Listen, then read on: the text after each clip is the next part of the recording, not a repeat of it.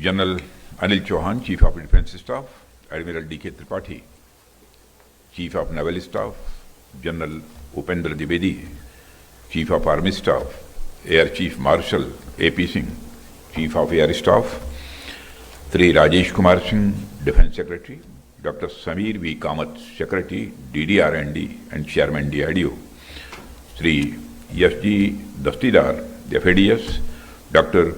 Mayank Sharma, CEDA, Srimati Rashika Chaube, ex-FADS and Administrative Member, Armed Forces Tribunal, यहाँ मौजूद सभी controllers and senior officials, media के मित्रों, देवियों व सज्जनों,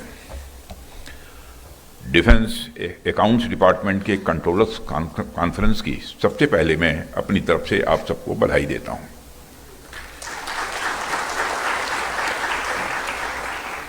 साथियों, इसके पहले भी आपके विभिन्न कार्यक्रमों में मैं बराबर आता रहा हूं और अपने आइडियाज़ भी आपके साथ शेयर करता रहा हूं।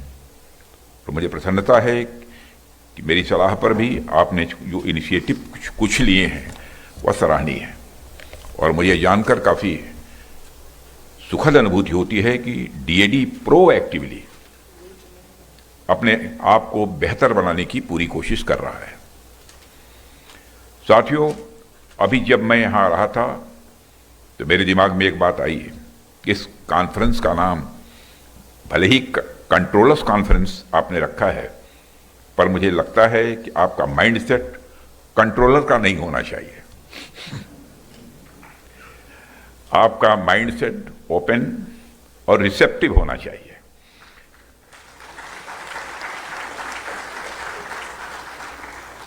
जिससे डिफेंस इकोसिस्टम में हो रहे चेंजेस को आप सभी स्टेक होल्डर्स के साथ ठीक तरीके से डिस्कस कर सकें और शेयर कर सकें। साथियों, आज जब मैं आपके बीच यहाँ हूँ तो मैं कहना चाहूँगा कि इस तरह के आयोजन हमें एक इंट्रोस्पेक्शन या सेल्फ एनालिसिस करने का भी अवसर देते हैं। इसमें हम सोच सकते हैं कि अब तक हमने क्या अच्छा किया है और आगे हमें क्या करना है। यह भी विचार करना है कि आगे और हमको कुछ रिफॉर्म्स करने की ज़रूरत है, तो वह रिफॉर्म्स क्या होनी चाहिए। आप सब भी शायद इस बात से हमारी सहमत होंगे कि जब हम सब मिलकर बैठते हैं तो अपनी बातें एक दूसरे के साथ शेयर करते हैं, तो उससे हमारी सोच और हमारे दृष्टिकोण का दायरा स्वाभाविक रूप से और अधिक व व्यापक होता है। साथियों, मुझे ऐसा लगता है कि हमारे इस विभाग की जिम्मेदारी सिर्फ कागजों पर हिसाब किताब रखने तक ही सीमित नहीं है, बल्कि हमारे देश के सुरक्षा ढांचे का एक अहम हिस्सा भी है। और जब आप अपना काम ईमानदारी और एफिशिएंसी के साथ करते हैं तो उसका असर यहीं तक नहीं रहता है, इसका असर सीमा पर तैनात हमारे जवानों तक होता है। उन्हें भरोसा होता है कि उनके पीछे एक मजबूत व्यवस्था है, एक मजबूत सिस्टम है जो हर परिस्थिति में उनके साथ खड़ा रहेगा, उनका साथ देगा। साथियों, डिफेंस अकाउंट्स डिपार्टमेंट का नया मोटो ही मैं मानता हूं अपने में बहुत कुछ कहता है। अभी संस्थान का मोटो अलर्ट, एजाइल और एडेप्टिव है। ये वर्ड्स अपने आप में आपके वर्क कल्चर को दर्शाते हैं, या यूँ कहूँ कि एक प्रकार से आपके वर्क कल्चर के सार हैं, ये तत्व हैं। साथियों, आज मैं आपके सामने आ रहे चैलेंजेस, उनके सॉल्यूशन और अपॉर्चुनिटीज पर तो बात करूंगा ही, लेकिन उससे पहले मैं भारत के संदर्भ में अकाउंट्स के इतिहास की बातें भी आपसे कुछ करना चाहता हूं। आप सब अकाउंट डिपार्टमेंट से जुड़े हुए हैं, जाहिर सी बात है आपका अधिकांश काम स्प्रेडशीट्स या एक्सेल पर होता रहेगा, होगा, मैं ऐसा मानता हूं। अब तो कई सारी और नई टेक्नोलॉजीज भी आ गई हैं, मुझे बताने की आवश्यकता नहीं है, आप सब जानते ही हैं, जो कहीं ना कहीं आपके काम को आसान बनाती ही होंगी। लेकिन मैं आपकी यादों को थोड़ा सा पीछे ले जाना चाहता हूं। वैसे आपकी यादों को मुझे पीछे ले नहीं जाना चाहिए, लेकिन यह गुस्ताखी मैं पीछे ले जाने की कर रहा हूं। हमारे यहाँ अकाउंट्स को आमतौर पर बही खाता कहा जाता है, बोलचाल की भाषा में बही खाता कहते हैं। और आप में से जिन लोगों के परिवार में किसी ने कभी बिजनेस वगैरह किया होगा तो वह और अच्छी तरीके से इसे जानते होंगे। अगर किसी का बिजनेस से लेना देना नहीं रहा होगा तब भी हम सब ने देखा है कि व्यापारियों के पास धागे से बंधी एक लाल रंग की डायरी होती थी और उसमें सारा हिसाब किताब लिखा रहता था, और कितने रुपये का माल आया, कितने रुपये का माल बेचा गया, किसने कितना बाकी लगाया और किसको कितना देना है, यह सारी चीजें उस लाल रंग की डायरी में लिखी रहती थी। और आपने देखा होगा कि प्राय पिक्चर वगैरह जो देखते होंगे तो उसमें कभी इस प्रकार की डायरी रखने वाली की जो फोटोग्राफ आती है, को बिल्कुल नीचे देखता हुआ और चश्मे से आंख ऊपर की तरफ।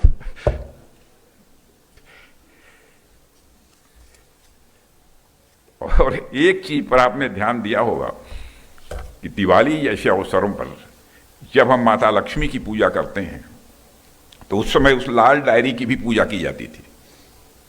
और आज भी कुछ लोग लाल डायरी रखते हैं, भले ही कंप्यूटर का जमाना आ गया, सब कुछ हो गया, लेकिन लाल डायरी की एक अहमियत है, वो शुभ माना जाता है। यह अपने आप में कितनी बड़ी बात है। हमारे लिए अकाउंट्स सिर्फ कर्म ही नहीं है बल्कि वो हमारे धर्म का हिस्सा है।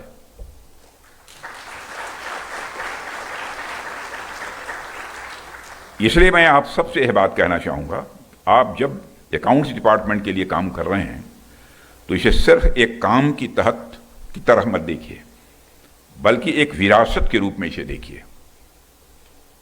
अकाउंट्स भारत का स्वदेशी फ्रेमवर्क है, यह स्वदेशी है, आज से नहीं है, हजारों हजार वर्षों से है। अकाउंट्स भारत के डीएनए में है। साथियों, चूंकि यह एक कंट्रोलर कॉन्फ्रेंस है और पूरे देश से डिफेंस अकाउंट्स के कंट्रोलर्स यहां एक साथ उपस्थित हैं, इसलिए मैं आपसे इनोवेशन और चेंज मैनेजमेंट पर भी थोड़ी बात यहां करना चाहूंगा। किसी भी ऑर्गेनाइजेशन में ट्रांसफॉर्मेटिव रिफॉर्म लाने के दो तरीके प्रायः बताए जाते हैं। कई बार हम देखते हैं कि कई ऑर्गेनाइजेशंस एक्सटर्नल रिपोर्ट के माध्यम से इस कार्य को करते हैं, जिसमें कई बार कंसल्टेंसी फर्म्स की भी इसमें मदद ली जाती है। कई बार कुछ रिटायर्ड सीनियर ऑफिशियल्स को यह जिम्मेदारी भी सौंपी जाती है। और एक अच्छी बात है, इससे कई बार कुछ नए फ्रेश आइडियाज इन संस्थानों में आते हैं और इनकी प्रोडक्टिविटी स्वाभाविक रूप से बढ़ती है, और मैं कहना चाहूंगा निश्चित रूप से बढ़ती है। लेकिन इसके अलावा चेंज मैनेजमेंट का दूसरा तरीका यह हो सकता है कि वह संस्था अपने परफॉर्मेंस के बारे में, अपने डिलीवरी सिस्टम के बारे में और अपने ऑर्गेनाइजेशन के फाइनल गोल्स को अचीव करने के बारे में खुद से इंट्रोस्पेक्शन करे। एक ऐसे इंटरनल इवैल्यूएशन का कल्चर बनाएं जिसमें लोग खुद ही अपनी कमियों को पहचानें, खुद ही अपने सिस्टम की इनएफिशिएंसीज पर ध्यान दें और उन्हें ओवरकम करने हेतु क्या किया जा सकता है इस संबंध में विचार करें। साथियों, मेरा मानना है कि इंटरनल रिफॉर्म्स ज्यादा ऑर्गेनिक होते हैं तथा इन्हें एडॉप्ट किए जाने में ज्यादा अवरोध भी पैदा नहीं होता है। ऐसा इसलिए है कि ये आइडियाज खुद आपकी संस्था के अंदर से आ रहे हैं और इस प्रकार से इंट्रोस्पेक्शन के द्वारा किए गए इंप्रूवमेंट्स पूरी ऑर्गेनाइजेशंस को न सिर्फ डायनेमिक, इफेक्टिव, इनोवेटिव और प्रोफेशनल बनाती हैं, बल्कि पूरी ऑर्गेनाइजेशन को एक लिविंग ऑर्गेनाइजेशंस के रूप में ट्रांसफॉर्म कर लेती हैं। साथियों, आज डिफेंस सेक्टर में जो ट्रांसफॉर्मेटिव चेंजेज हो रहे हैं, थोड़े समय पहले तक ऐसा नहीं था। आज के नए चेंजेज बड़े डायनेमिक और अनसर्टेन भी हैं।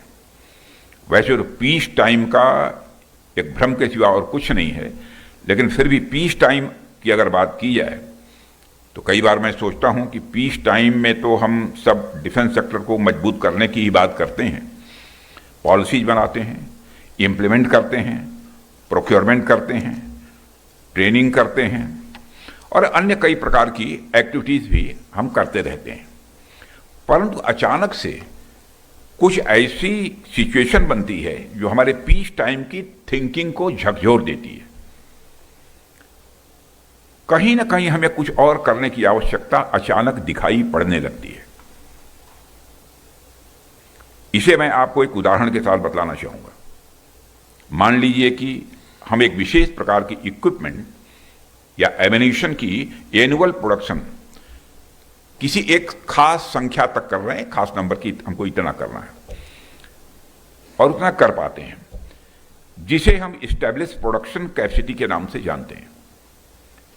अब अचानक कोई ऐसी परिस्थिति आ जाए कि हमें इस इक्विपमेंट या एमिनेशन की ज्यादा आवश्यकता पड़ जाए, तो उसकी उपलब्धता कैसे होगी? उसके लिए हमारे पास क्या प्लान होना चाहिए? ऐसी स्थिति में हमें क्या तैयारी रखनी चाहिए? इसके बारे में भी हमें पीस टाइम में ही विचार करना पड़ेगा। साथियों, फाइनेंशियल मैनेजमेंट के क्षेत्र में भी यह बात लागू होती है। नॉर्मल या रूटीन वर्क पीस टाइम की एक एक्टिविटी है, परंतु किसी अचानक आई सिचुएशन की वजह से अगर मैनेजमेंट या डिसीजंस मेकिंग में आवश्यक बदलाव लाना पड़े, तो उसके लिए हमारे पास क्या इनोवेटिव टेक्निक्स होंगे? इस पर भी हम सबको विचार करने की लगातार आवश्यकता है। साथियों, इसके पहले जब मैं आपके बीच आया था तो मैंने कहा था कि फाइनेंशियल मैनेजमेंट को आगे बढ़ाते हुए डिफेंस इकोनॉमिक्स के क्षेत्र में भी आप आगे कदम बढ़ाएं।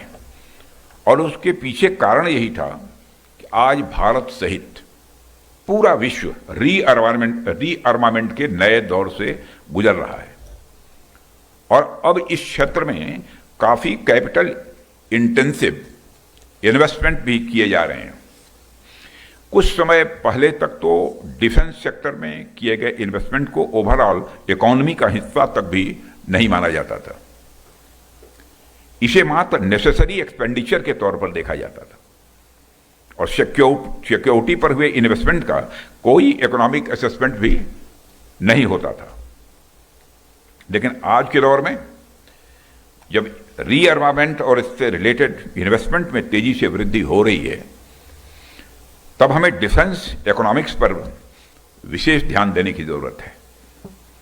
आज यूएसए और यूरोपियन नेशन सहित लगभग सभी बड़े देश अपने डिफेंस एक्सपेंडिचर को यह तेजी से बढ़ा रहे हैं। ऐसे में डिफेंस इकोनॉमिक्स की इंपॉर्टेंस स्वाभाविक रूप से और बढ़ जाती है। अब डिफेंस सेक्टर मात्र नेसेसरी एक्सपेंडिचर नहीं रह गया है, बल्कि यह इकोनॉमिक इन्वेस्टमेंट की तरह देखा जा रहा है, जिसका इकोनॉमी पर मल्टीप्लायर इफेक्ट हो रहा है। साथियों, आज डिफेंस सेक्टर न सिर्फ खुद वृद्धि कर रहा है, बल्कि दूसरे सेक्टर्स की वृद्धि में भी अपना कंट्रीब्यूशन दे रहा है। आप सबको तो पता ही होगा, 2016 में हमारे प्रधानमंत्री जी की दूरदर्शिता के कारण सरकार ने गवर्नमेंट ई मार्केट प्लेस यानी जीएम की शुरुआत की थी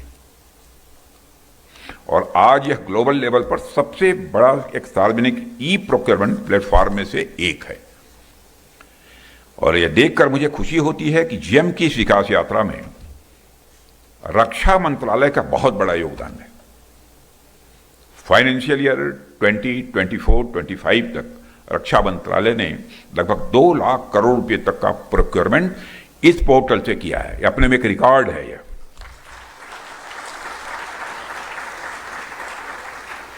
मैं यहां कॉम्पिटेंट फाइनेंशियल अथॉरिटीज और इंटीग्रेटेड फाइनेंशियल एडवाइजर्स समेत सभी स्टेक होल्डर से आग्रह करूंगा, आप सब इस जेम पोर्टल का मैक्सिमम यूटिलाइजेशन करें ताकि पब्लिक प्रोक्योरमेंट में ट्रांसपेरेंसी और प्रायोरिटी को और बढ़ाया जा सके तथा प्राइवेट सेक्टर का पार्टिसिपेशन हमारे प्रोक्योरमेंट प्रोसेस में और बढ़े।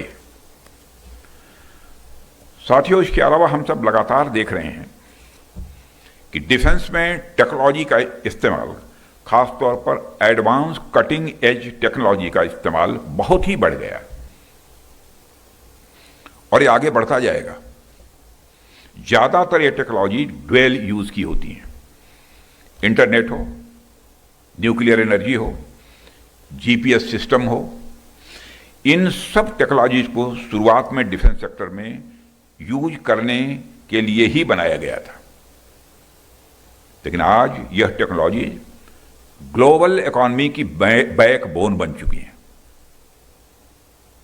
ऐसे और भी कई इनोवेशन होंगे जिन्हें डिफेंस सेक्टर के लिए बनाया गया होगा, लेकिन आज उनका सिविलियन यूज भी बहुत तेजी के साथ हो रहा है। इस संदर्भ में मेरा आपसे आग्रह है कि आप किसी प्रोजेक्ट का इकोनॉमिक इंपैक्ट एसेस करते समय उसके सिविलियन यूज की फिजिबिलिटी और उससे होने वाले सोशल इंपैक्ट को भी एनालाइज करने का अपनी तरफ से प्रयास करें। विशेष रूप से रिसर्च एंड डेवलपमेंट प्रोजेक्ट्स के प्रपोजल्स का इकोनॉमिक असेसमेंट के साथ साथ आप सोशल असेसमेंट भी करें, इसका सोशल इंपैक्ट कितना होता है। हमें यह भी देखना चाहिए कैसे ये प्रोजेक्ट्स आत्मनिर्भरता की दिशा में हमें आगे बढ़ाएंगे और इनका एम्प्लॉयमेंट जनरेशन पर क्या इंपैक्ट होगा, क्या असर पड़ेगा।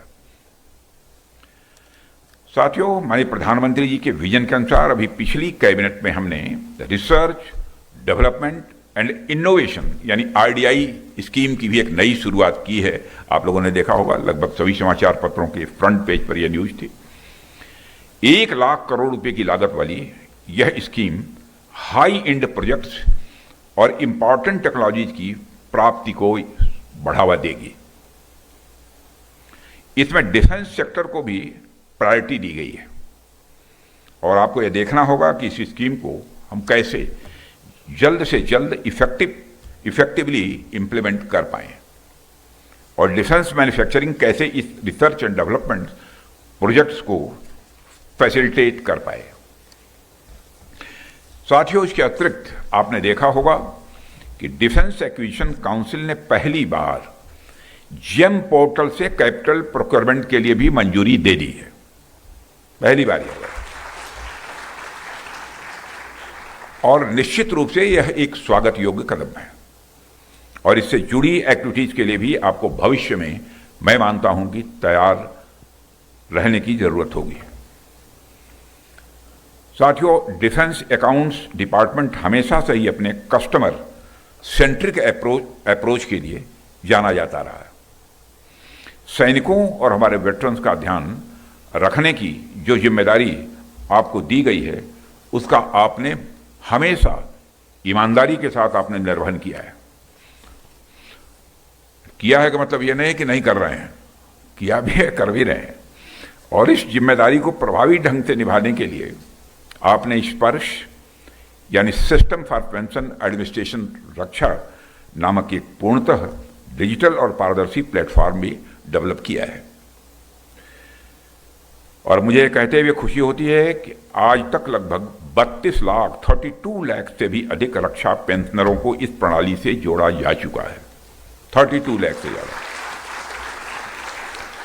लाखों वेटरन्स को करोड़ों की संख्या में धनराशि पेंशन के रूप में भेजी जाती है, लेकिन अभी कुछ इसमें कठिनाइयां हैं, मैं जानता हूं, और उसका निराकरण करने की भी कोशिश की जा रही है। जब मैं अपने वेटरन्स के लिए इस तरह के प्रयास होते हुए देखता हूं तो मेरे जहन में यह आता है कि our strength is not just in the size of our defence budget, but in the size of our hearts and in the size of our gratitude for their sacrifice. साथियों, हमारे वेटरन्स ने देश के लिए अपनी जान की बाजी तक लगाई है, इसलिए इनके और इनके परिवार के लोगों के लिए काम करना तो मैं समझता हूं कि हमारा एक सामान्य कार्य नहीं है, यह हमारा धर्म है। ध्यान दीजिए कि मैंने यह कहा कि हमारा धर्म है, यह कोई एहसान या फिर कोई दान नहीं है। यह धर्म है, इसलिए मैं स्पर्श आउटरीच प्रोग्राम के लिए विशेष बधाई देता हूं, क्योंकि इसके माध्यम से आप वेटरन्स की समस्याओं को उनके डोर स्टेप पर जाकर सुलझा रहे हैं। साथियों, इसके अलावा मुझे यह भी जानकारी दी गई है कि डिपार्टमेंट इस समय 2 अन्य महत्वपूर्ण सिस्टम, कॉम्प्रिहेंसिव पे सिस्टम और सेंट्रलाइज्ड डाटाबेस मैनेजमेंट सिस्टम पर भी इस समय काम कर रहा है, जो फिलहाल कंसेप्चुअल स्टेज में है। ये सिस्टम मिलकर एक ऐसा इंटीग्रेटेड इकोसिस्टम तैयार करेंगे जो न केवल डिफेंस पर्सनल के वेतन और डाटा मैनेजमेंट को सिंप्लीफाई करेगा, बल्कि रियल टाइम इनसाइट्स और फास्ट डिसीजन मेकिंग को भी यह संभव बनाएगा। और साथियों, मुझे जानकर खुशी हुई है कि controller general of defence accounts और उनकी team defence finance and economics के क्षेत्र में एक विजन डॉक्यूमेंट और एक रोड मैप निर्धारित करने के लिए पूरी निष्ठा से प्रयासरत है, और मैं उनके इस पहल का स्वागत करता हूं और इसके लिए मैं बधाई भी देता हूं श्री बैंक शर्मा, उनकी पूरी टीम को। अब मेरी अपेक्षा है कि यह प्रयास केवल कागजों तक सीमित न रहे। मैं जानता हूं नहीं रहेगा, मैं कॉन्फिडेंट हूं, लेकिन मुझे कहना चाहिए इसलिए कह रहा हूं, बल्कि इसे निर्धारित, क्योंकि हमारी जिम्मेदारी यह है कि समय समय पर काशस करते रहना, जगाते रहना। काम करते करते कभी कभी थकावट भी आ जाती है, आंख बंद होने लगती है, तो कोई ना कोई चाहिए जो कि समय समय पर अलर्ट करता है। और इसलिए मैं कह रहा हूं कि इसको समय सीमा के भीतर इंप्लीमेंट करने की बात, ताकि यदि कहीं कोई अवरोध उत्पन्न होता है तो समय रहते हुए कोर्स करेक्शन भी संभव हो पाए। और मुझे पूरा विश्वास है कि डिपार्टमेंट अपनी डिजिटल ट्रांसफॉर्मेशन स्ट्रेटजी को एक प्रभावी और तेज डिसीजन सपोर्ट मैकेनिज्म के साथ अच्छी तरह अलाइन करेगा, जिससे एफिशिएंसी, ट्रांसपेरेंसी और रेस्पॉन्सिवनेस तीनों में वृद्धि देखने को मिलेगी। साथियों, आप सब जानते हैं कि रक्षा मंत्रालय का बजट देश में सबसे ज्यादा है और बढ़ता ही जा रहा है, आगे और बढ़ेगा। देश की क्या बात की जाएगा, अगर आप रक्षा मंत्रालय का बजट देखें, दुनिया के कई देशों की जीडीपी तक भी इतनी नहीं है। कई देशों की जीडीपी इतनी नहीं है। जब देश की जनता की मेहनत की कमाई का एक बड़ा हिस्सा रक्षा मंत्रालय को मिलता है, तो जाहिर सी बात है कि हमारी जिम्मेदारियां भी उसी अनुपात में बढ़ जाती हैं। अभी पिछले ही फाइनेंशियल ईयर में डिफेंस कैपिटल बजट का फुल यूटिलाइजेशन करने के लिए मैंने डिफेंस सेक्रेटरी CGDR उनकी टीम को मैं बधाई देना चाहता हूं। फुल यूटिलाइजेशन हुआ है पूरे कैपिटल बजट का। साथ ही मैं उम्मीद भी करता हूं कि आप कैपिटल एक्सपेंडिचर को लगातार मॉनिटर करते रहेंगे और आगे भी इसका फुल यूटिलाइजेशन करने में निश्चित रूप से हमको कामयाबी मिलेगी, ऐसा मेरा पक्का विश्वास है। साथियों, आज जब आप सब इतने बड़े मंत्रालय के इतने बड़े बजट को संभाल रहे हैं, तो मैं ये कहना चाहूंगा कि हमारा दृष्टिकोण केवल फाइनेंशियल ग्रोथ पर ही केंद्रित न रहे, बल्कि हमें इफेक्टिव ग्रोथ और एफिशिएंसी लेड ग्रोथ की ओर भी ध्यान देना होगा। हमारा डिफेंस एक्सपेंडिचर कुछ ऐसा होना चाहिए जिसमें सिर्फ हमारा बजट न बढ़े, बल्कि उस बजट का right deployment at the right time for the right objective भी उतना ही जरूरी हो। और यह जिम्मेदारी आप सब लोग निभाते हैं, निभाएंगे, मैं आश्वस्त हूं। साथियों, आज हमारे डिफेंस सेक्टर की ओर पूरी दुनिया की निगाहें हैं। ऑपरेशन सिंदूर के दौरान जो हमने शौर्य दिखाया है हमारे सेना के जवानों ने, जो हमें डोमेस्टिक इक्विपमेंट की क्षमता का प्रदर्शन किया है, उसके बाद हमारे इंडिजिनस प्रोडक्ट की ग्लोबल डिमांड और बढ़ रही है।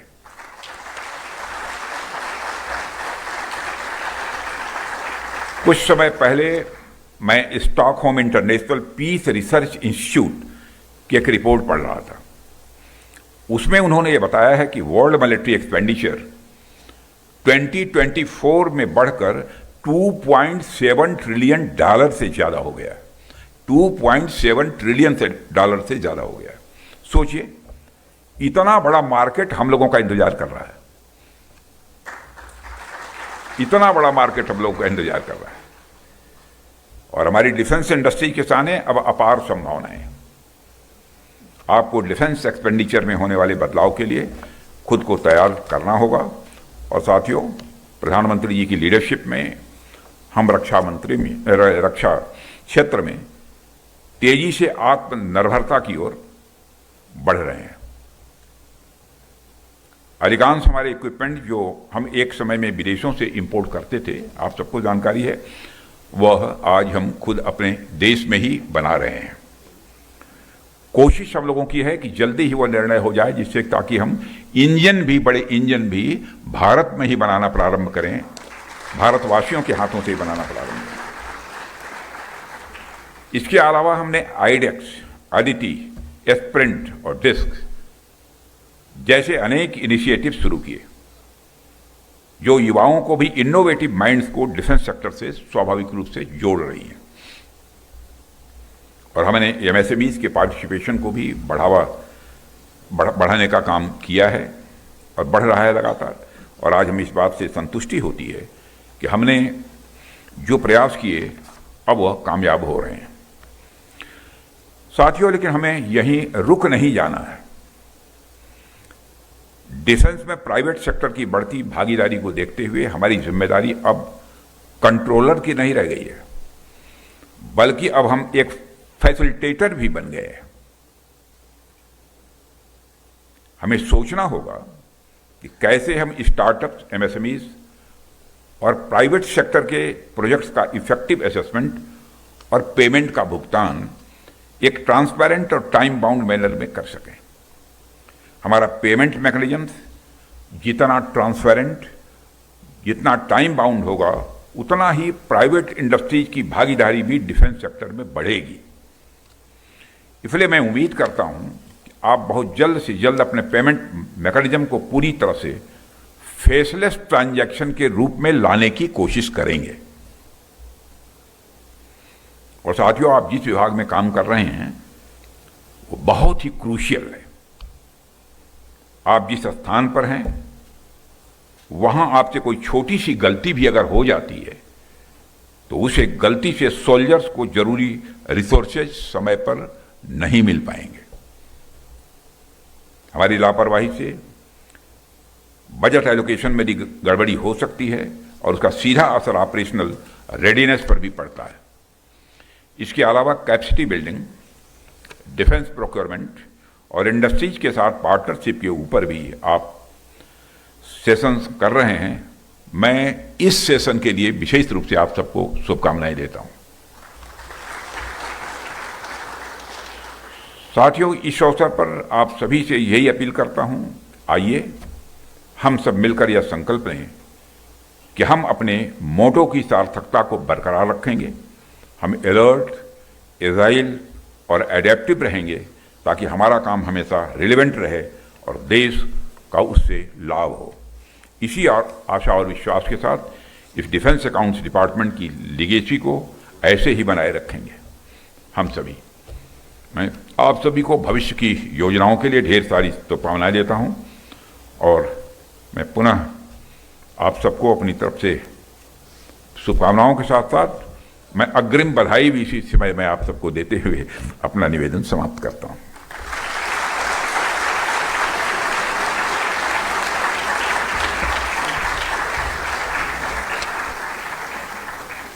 On Chief of Defence Staff, Admiral D.K. Tripathi, Chief of Naval Staff, General Upendra Dwivedi, Chief of Army Staff, Air Chief Marshal A.P. Singh, Chief of Air Staff, Sri Rajesh Kumar Singh, Defence Secretary, Dr. Samir V. Kamath, Secretary, DDR&D and Chairman DRDO, Sri S.G. Dastidar, the FADS, Dr. स्मृति चिन्ह भेंट कर सम्मानित करें।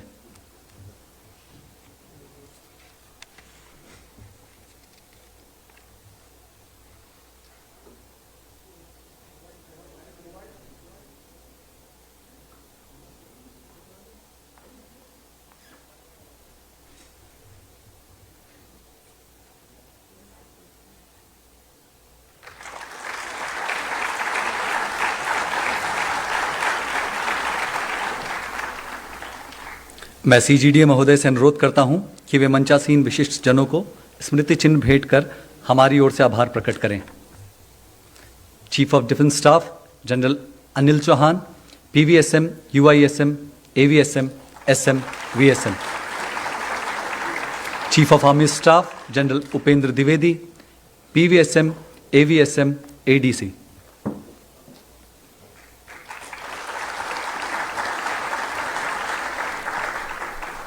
रक्षा सचिव Shri Rajesh Kumar Singh, IAS.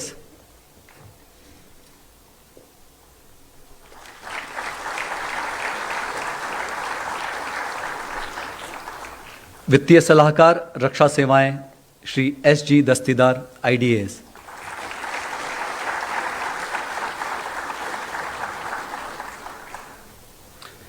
Chief of naval staff admiral Dinesh K Tripathi, PVSM, AVSM, NM.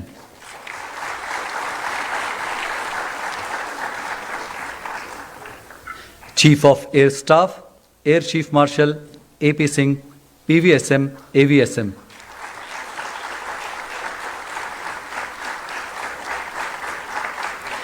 सचिव department of defence research and development doctor Sameer V Kamat.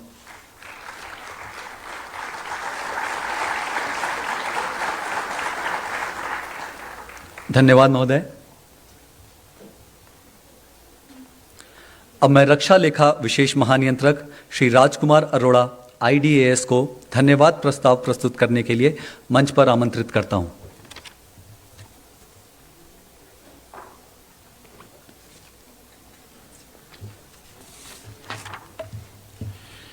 माननीय रक्षा मंत्री महोदय, चीफ ऑफ डिफेंस स्टाफ, तीनों सेनाओं के प्रमुख, रक्षा सचिव, सचिव रक्षा अनुसंधान एवं विकास, वित्तीय सलाहकार रक्षा सेवाएं, रक्षा लेखा महानियंत्रक, हमारे मान्य अतिथिगण, डेलीगेट्स, मेरे विभागीय सहकर्मी, मीडिया कर्मी, देवियों और सज्जनों, समस्त रक्षा लेखा विभाग की ओर से मैं सबसे पहले माननीय रक्षा मंत्री जी का हार्दिक आभार व्यक्त करता हूं, जिन्होंने रक्षा लेखा परिवार के मुखिया के तौर पर हमेशा ही हमें अपना अमूल्य मार्गदर्शन, सहयोग और आशीर्वाद प्रदान किया है।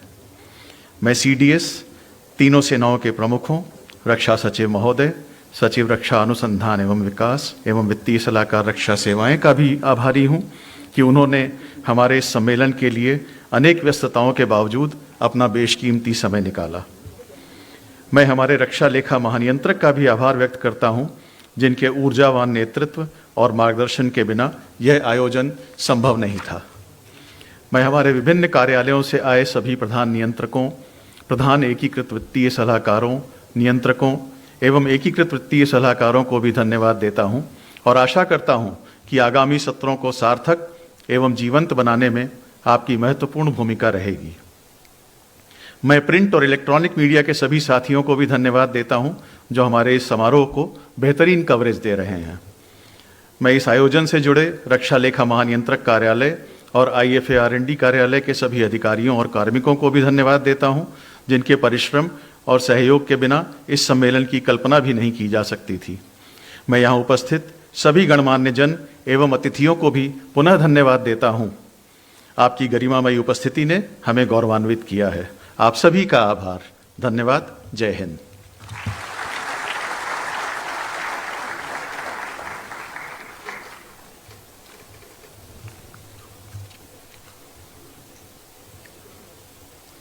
अब मैं आप सभी गणमान्य जनों से राष्ट्रगान के सम्मान में खड़े होने का अनुरोध करता हूं। Chief of defence staff admiral D K Tripathi, chief of naval staff general Upendra Dwivedi, chief of army staff air chief marshal AP Singh, chief of air staff Shri Rajesh Kumar Singh, defence secretary doctor Sameer V Kamat, secretary DDR&D and chairman DRDO, Shri SG Dastidar FADS, doctor Mayank Sharma CEDA, Shrimati Rasika Chaubey यक्स FADS and administrative member armed forces tribunal, यहाँ मौजूद सभी controllers and senior officials, media के मित्रों, देवियों व सज्जनों,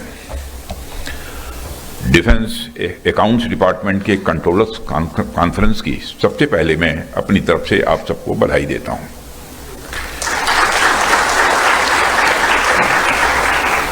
साथियों, इसके पहले भी आपके विभिन्न कार्यक्रमों में मैं बराबर आता रहा हूं और अपने आइडियाज भी आपके साथ शेयर करता रहा हूं। तो मुझे प्रसन्नता है कि मेरी सलाह पर भी आपने जो इनिशिएटिव कुछ लिए हैं वह सराहनीय है और मुझे जानकर काफी सुखद अनुभूति होती है कि डीएडी प्रोएक्टिवली अपने आप को बेहतर बनाने की पूरी कोशिश कर रहा है। साथियों, अभी जब मैं यहां आ रहा था तो मेरे दिमाग में एक बात आई है कि इस कॉन्फ्रेंस का नाम भले ही कंट्रोलर्स कॉन्फ्रेंस आपने रखा है, पर मुझे लगता है कि आपका माइंडसेट कंट्रोलर का नहीं होना चाहिए। आपका माइंडसेट ओपन और रिसेप्टिव होना चाहिए।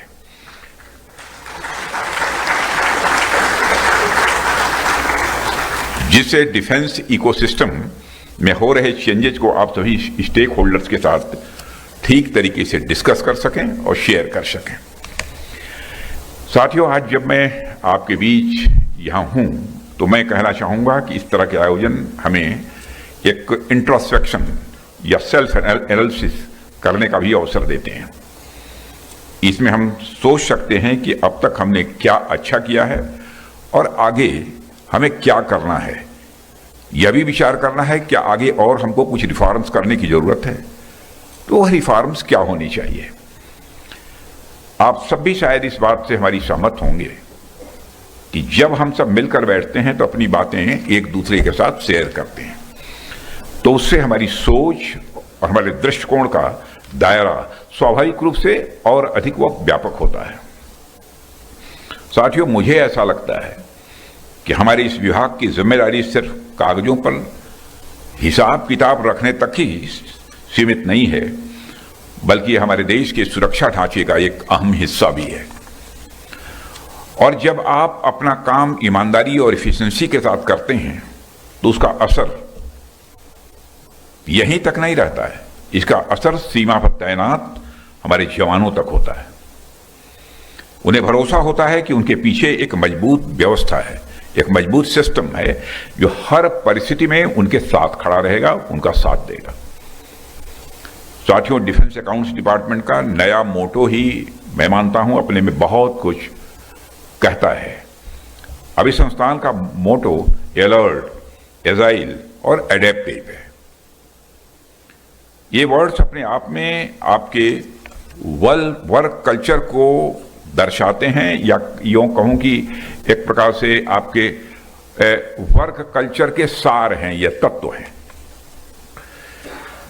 साथियों, आज मैं आपके सामने आ रहे चैलेंजेस, उनके सॉल्यूशन और अपॉर्चुनिटीज पर तो बात करूंगा ही, लेकिन उससे पहले मैं भारत के संदर्भ में अकाउंट्स के इतिहास की बातें भी आपसे कुछ करना चाहता हूं।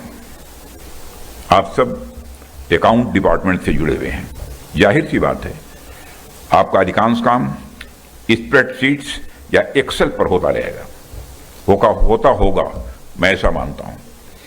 अब तो कई सारी और नई टेक्नोलॉजीज भी आ गई हैं, मुझे बताने की आवश्यकता नहीं है, आप सब जानते ही हैं, जो कहीं ना कहीं आपके काम को आसान बनाती ही होंगी। लेकिन मैं आपकी यादों को थोड़ा सा पीछे ले जाना चाहता हूं। वैसे आपकी यादों को मुझे पीछे ले नहीं जाना चाहिए, लेकिन यह गुस्ताखी मैं पीछे ले जाने की कर रहा हूं। हमारे यहां अकाउंट्स को आमतौर पर बही खाता कहा जाता है, बोलचाल की भाषा में बही खाता कहते हैं। और आप में से जिन लोगों के परिवार में किसी ने कभी बिजनेस वगैरह किया होगा तो वह और अच्छी तरीके से इसे जानते होंगे। अगर किसी का बिजनेस से लेना देना नहीं रहा होगा, तब भी हम सब ने देखा है कि व्यापारियों के पास धागे से बंधी एक लाल रंग की डायरी होती थी और उसमें सारा हिसाब किताब लिखा रहता था, और कितने रुपये का माल आया, कितने रुपये का माल बेचा गया, किसने कितना बाकी लगाया और किसको कितना देना है, यह सारी चीजें उस लाल रंग की डायरी में लिखी रहती थी। और आपने देखा होगा कि प्रायः पिक्चर वगैरह जो देखते होंगे तो उसमें कभी इस प्रकार की डायरी रखने वाले की जो फोटोग्राफ आती है, को बिल्कुल नीचे देखता हुआ और चश्मे से आंख ऊपर की तरफ।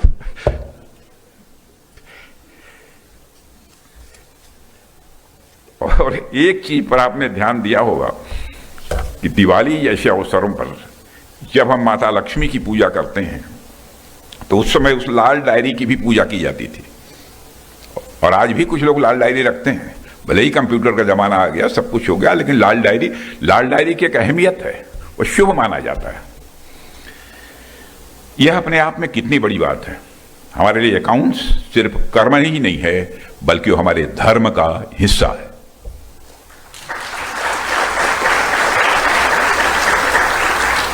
इसलिए मैं आप सबसे यह बात कहना चाहूंगा, आप जब अकाउंट्स डिपार्टमेंट के लिए काम कर रहे हैं तो इसे सिर्फ एक काम की तरह मत देखिए, बल्कि एक विरासत के रूप में इसे देखिए। अकाउंट्स भारत का स्वदेशी फ्रेमवर्क है। यह स्वदेशी है, आज से नहीं है, हजारों हजार वर्षों से है। अकाउंट्स भारत के डीएनए में है। साथियों, चूंकि यह एक कंट्रोलर कॉन्फ्रेंस है और पूरे देश से डिफेंस अकाउंट्स के कंट्रोलर्स यहां एक साथ उपस्थित हैं, इसलिए मैं आपसे इनोवेशन और चेंज मैनेजमेंट पर भी थोड़ी बात यहां करना चाहूंगा। किसी भी ऑर्गेनाइजेशन में ट्रांसफॉर्मेटिव रिफॉर्म लाने के दो तरीके प्रायः बताए जाते हैं। कई बार हम देखते हैं कि कई ऑर्गेनाइजेशंस एक्सटर्नल रिपोर्ट के माध्यम से इस कार्य को करते हैं, जिसमें कई बार कंसल्टेंसी फर्म्स की भी इसमें मदद ली जाती है। कई बार कुछ रिटायर्ड सीनियर ऑफिशियल्स को यह जिम्मेदारी भी सौंपी जाती है। और एक अच्छी बात है, इससे कई बार कुछ नए फ्रेश आइडियाज इन संस्थानों में आते हैं और इनकी प्रोडक्टिविटी स्वाभाविक रूप से बढ़ती है, और मैं कहना चाहूंगा निश्चित रूप से बढ़ती है। लेकिन इसके अलावा चेंज मैनेजमेंट का दूसरा तरीका यह हो सकता है कि वह संस्था अपने परफॉर्मेंस के बारे में, अपने डिलीवरी सिस्टम के बारे में और अपने ऑर्गेनाइजेशन के फाइनल गोल्स को अचीव करने के बारे में खुद से इंट्रोस्पेक्शन करे। एक ऐसे इंटरनल इवैल्यूएशन का कल्चर बनाएं जिसमें लोग खुद ही अपनी कमियों को पहचानें, खुद ही अपने सिस्टम की इनएफिशिएंसीज पर ध्यान दें और उन्हें ओवरकम करने हेतु क्या किया जा सकता है इस संबंध में विचार करें। साथियों, मेरा मानना है कि इंटरनल रिफॉर्म्स ज्यादा ऑर्गेनिक होते हैं तथा इन्हें एडॉप्ट किए जाने में ज्यादा अवरोध भी पैदा नहीं होता है। ऐसा इसलिए है कि ये आइडियाज खुद आपकी संस्था के अंदर से आ रहे हैं और इस प्रकार से इंट्रोस्पेक्शन के द्वारा किए गए इंप्रूवमेंट्स पूरी ऑर्गेनाइजेशंस को न सिर्फ डायनेमिक, इफेक्टिव, इनोवेटिव और प्रोफेशनल बनाती हैं, बल्कि पूरी ऑर्गेनाइजेशन को एक लिविंग ऑर्गेनाइजेशंस के रूप में ट्रांसफॉर्म कर लेती हैं। साथियों, आज डिफेंस सेक्टर में जो ट्रांसफॉर्मेटिव चेंजेज हो रहे हैं, थोड़े समय पहले तक ऐसा नहीं था। आज के नए चेंजेज बड़े डायनेमिक और अनसर्टेन भी हैं। वैसे तो पीस टाइम का एक भ्रम के सिवा और कुछ नहीं है, लेकिन फिर भी पीस टाइम की अगर बात की जाए तो कई बार मैं सोचता हूं कि पीस टाइम में तो हम सब डिफेंस सेक्टर को मजबूत करने की ही बात करते हैं, पॉलिसीज बनाते हैं, इम्प्लीमेंट करते हैं, प्रोक्योरमेंट करते हैं, ट्रेनिंग करते हैं और अन्य कई प्रकार की एक्टिविटीज भी हम करते रहते हैं। परंतु अचानक से कुछ ऐसी सिचुएशन बनती है जो हमारे पीस टाइम